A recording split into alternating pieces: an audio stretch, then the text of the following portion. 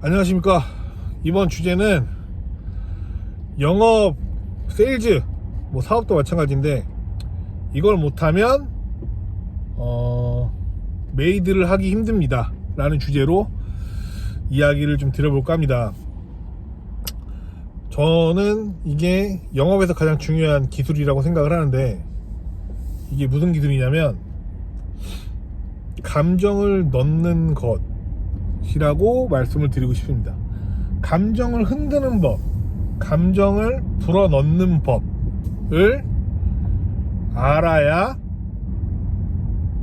영업을 합니다. 계약을 합니다. 이걸 하지 못하면 힘듭니다. 저는 그렇게 생각합니다. 우리 사채업자들 있잖아요. 사채업자들도 돈 받으러 다닐 때 보면 상대방한테 굉장히 위압감을 넣잖아요. 이게 좀 적절한 얘기인지 모르겠는데, 영화나 드라마에서 보면은 상대방한테 굉장한 위압감을 넣잖아요. 그런데 그게 어느 정도 일리가 있는 방법이에요. 뭐냐면 상대방한테 공포심을 불어넣죠. 단호하게 무서운 말투를 써가면서 협박이든 어떤 폭력이든지 간에 그런 언어를 써서 상대방한테 무서운 감정을 느끼게 한 다음에 돈을 받아내기 유리한 상황을 영화나 드라마에서 많이 보잖아요. 근데 이거는 지금 제가 부정적 감정을 예시로 들어서 이야기를 드린 건데, 반대로 세일즈나 영업을 하는 데 있어서도 상대방의 감정을 좀 흔들 줄 알아야 되는 거죠. 우리가 똑같은 상품 팔고 그래도 누구는 계약 계속 나오고 누구는 계속 단골 생기고 하는 이유 자세히 보시면, 똑같은 상품을 팔아서 똑같은 논리로 이야기하고 똑같은 내용을 이야기함에도 불구하고 누구는 잘하고 누구는 잘 못한다는 거죠. 이건 단순합니다. 상대방의 감정을 움직이는 화법을 쓰고 안 쓰고의 차이예요. 예를 들어서 한번 볼까요? 블로그에서 물건을 팔잖아요. 그러면 대부분 초보라고 하더라도 여성이 남자보다 더 잘합니다. 남성들보다. 왜냐면 남성들은 논리에 포커스를 맞추고 글을 쓰고, 여성들은 논리가 중요한 게 아니죠. 여성들은 논리보다 감성을 건드려서 글을 쓸 거예요. 그래서 블로그만 보더라도 여성들이 훨씬 더 유효타가 좋습니다. 그런데 남자들은 왜 논리에 집착을 할까요? 감정이 쓸데없다라고 생각하기 때문입니다. 그렇게 교육 받아왔어요. 남자들은 감정 따위 중요하지 않다.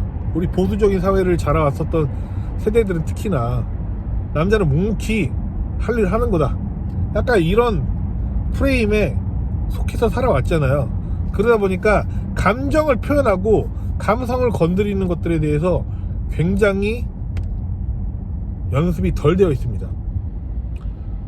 그래서 설득력이 떨어지는 거예요. 설득력이라는 건 상대방의 감정을 움직인 다음에 내가 갖고 있는 논리로 설득을 해야 되는 게 원래 맞는 거잖아요. 물건 팔기 전에 나를 먼저 파는 사람이 당연히 세일즈에 유리하잖아요. 그런 것들이 너무 안 되어 있는 거죠. 이게 너무 중요하고, 되게 유명한 인플루언서도 저번에 인터뷰한 걸 보니까 자기가 만드는 컨텐츠에서 제일 중요한 건 감정을 건드리는 거라고 하더라고요. 근데 이 유튜버가 굉장히 그냥 논리적이고 이런 컨텐츠를 만드는 사람임에도 불구하고요, 숫자와 데이터가 중요한 그런 컨텐츠를 만드는 사람임에도 불구하고 감정을 건드는 역할이 가장 중요하다고 하더라고요. 그래서 감정 건드는 게 너무 중요하고 맞는 말이죠. 저도 예전에 부동산 일할 때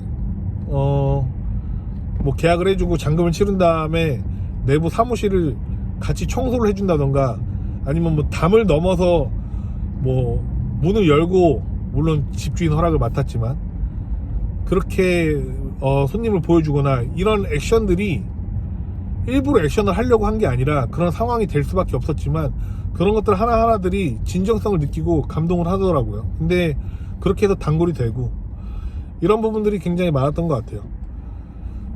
그런데 여기서 제일 중요한 부분 중에 하나가 뭐냐면, 감정을 건드릴 때, 감정을 건드려서 감정을 불어 넣을 때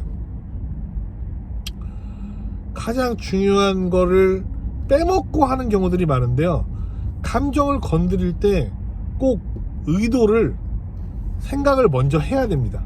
우리 개그맨들이 세일즈를 잘할 수 있는 능력을 많이 가지고 있는 게 뭐냐면, 내가 어떤 멘트를 쳤을 때 상대방이 빵 터진다라는 거를 너무 연습이 많이 되어 있잖아요.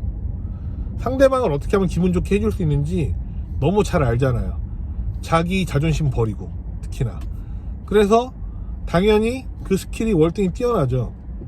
그럼 상대방의 감정을 계속 좋은 것들을 불어 넣어주면, 바람 넣듯이 계속 넣어주고 해서 내가 원하는 메시지와 논리와 데이터가 전달이 됐을 때 당연히 설득 능력이 높겠죠.